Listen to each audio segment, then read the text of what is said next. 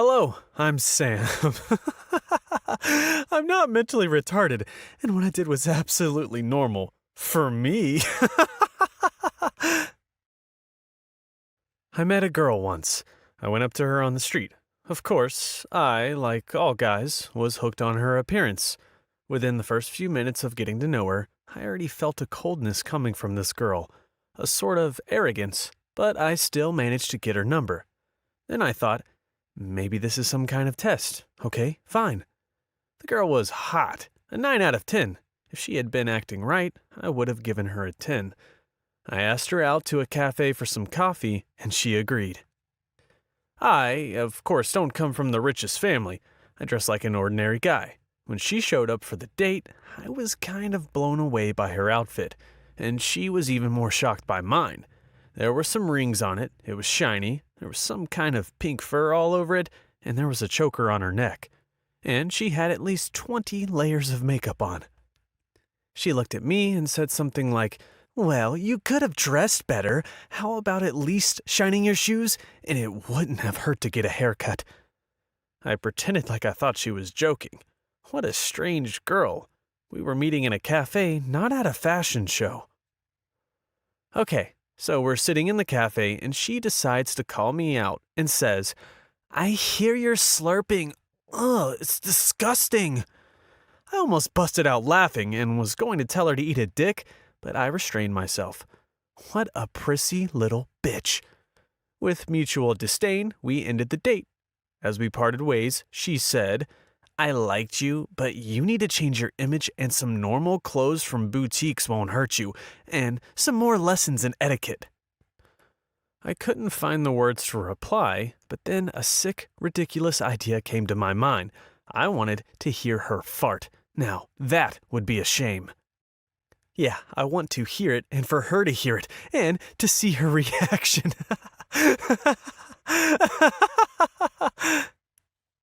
So, I invited her to my house for the weekend. I promised her a fantastic dinner of the highest class by candlelight, just for her, and it would be insanely romantic. You see, this kind of girl will meet another guy after me and will criticize him. Then she will meet another and tell him how inferior he is. Such people are the causes of inferiority complexes. So basically, I decided to teach her a lesson, and here's how. While she is visiting me, I'll put a little laxative in her food. It'll make her ass whistle and fart like a train approaching a railway crossing. Choo-choo! And I'll get it all on audio with the recorder in my bathroom. Yeah, and by the way, I'm 20 years old. I'm the man, just a genius of my time. I'm so proud of myself. So basically, it happened on a Saturday. I made the perfect dinner. I had to drop $90 to order food from a restaurant, but it was worth it. We were having dinner by candlelight and drinking her favorite almond latte. I purposely ordered it to mix in some milk of magnesia. It was only a matter of time before the laxative in her stomach did its job, and we would hear the eruption of the most beautiful volcano in the world. I have to admit, she had a rather strong stomach. I had to entertain her for a whole nother hour on the couch before it started. She began to squirm. I realized that it was time to act. I went to the bathroom and hid the recorder. Everything was ready. I could hardly hold back my smile. When I came back, she started squirming even more, squeezing her legs together and biting her lip. Her face looked like she was trying to get a 200-pound barbell off her chest. Then she asked me to call her a taxi and wanted to get out of my house as fast as she could. I suddenly realized that she was about to get off the hook. I pretended that I had to take a phone call and walked out of the house. I put my cell phone to my ear and talked with an imaginary friend. At that moment, as soon as I left, she scrambled to the bathroom. After 5 minutes, I came back in. She was already sitting on the couch. Her face looked calm and peaceful. I knew that she had done her dirty work.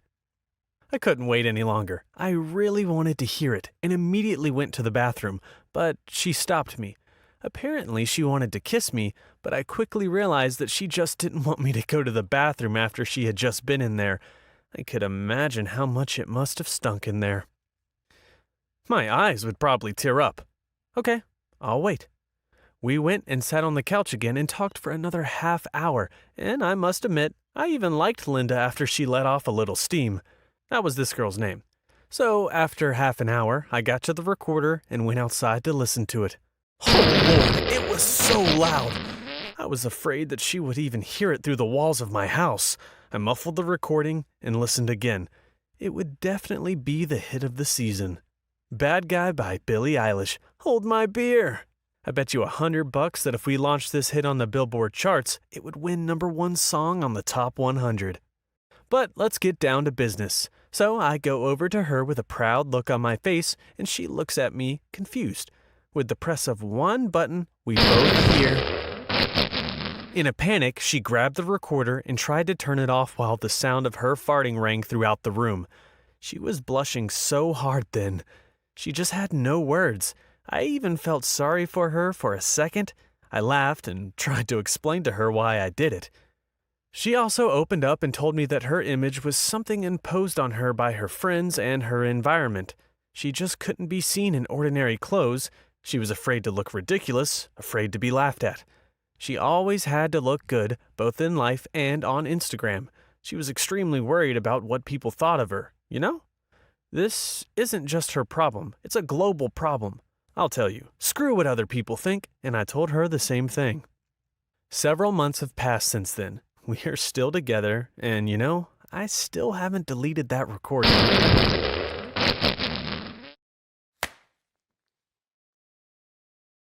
Hi, I'm Annie. I'm 19 years old, and I'm Supergirl. I will fearlessly rescue your kitten from a burning building, get in a cage with a dangerous predator, and walk along the railing of a bridge directly over a bottomless abyss. But I am not immortal at all, and don't possess any other superpower. All my fearlessness is just a symptom of an incurable disease. I suffer from a rare genetic disease. It's called Urbach-Wiethe disease. It destroys the amygdala in the brain, which is responsible for the formation of feelings of fear and the preservation of memories of it. This means that if a Nile crocodile bit off my right hand while I was trying to pet it, the next time I would reach for it with my left hand. My brain would not communicate a sense of danger to me, and the feeling of fear isn't familiar anyway. It's the self-preservation instinct that helps us survive. So I'm always in great danger. Everything I just told you is a harsh example. My grandmother, who has been raising me since childhood, since I lost my parents, has compiled a whole list of things that I will not do, and she makes me recite it every day. Until about 7 or 8 years old, I was an ordinary child. The disease gradually took hold as it destroyed such a small yet important section of my brain. Only after I jumped out of my bedroom window on the 2nd floor just for fun and broke my leg did they give me the heavy diagnosis. In the entire world, no more than 300 cases of Urbach-Wiethe disease are known, so it's no surprise that a cure for it doesn't exist. Yet.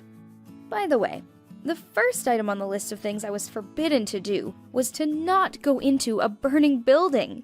It happened after I sneaked into a neighbor's house that was on fire when I was 11 years old. I could hear a cat in there.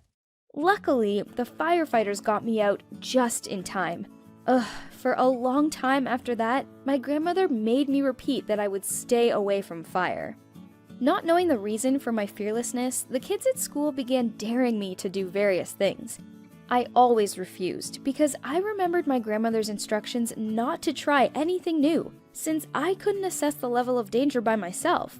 But when I was offered a dare for money, I couldn't resist. So at 14, I earned my first $50 by walking along the railing of an old bridge.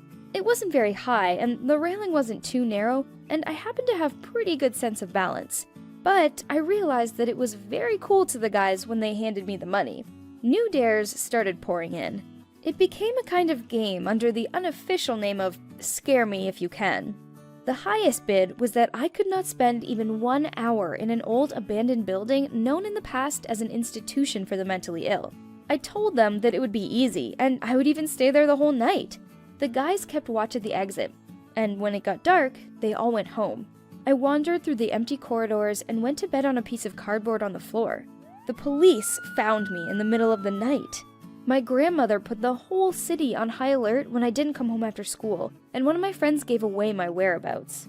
Public school was over for me, and I got transferred to homeschool. and I didn't get to collect my prize money for that dare.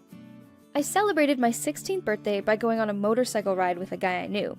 It accelerated, and I was thrilled with the feeling of the insane speed. I screamed for him to go faster and faster until he lost control, and we crashed. I spent almost 3 months in the hospital, and when I got home, I asked my grandmother to add it to the list. I've been sticking to it for a year now. I only hope that we've considered all possible dangerous situations. Thank you for listening to my story.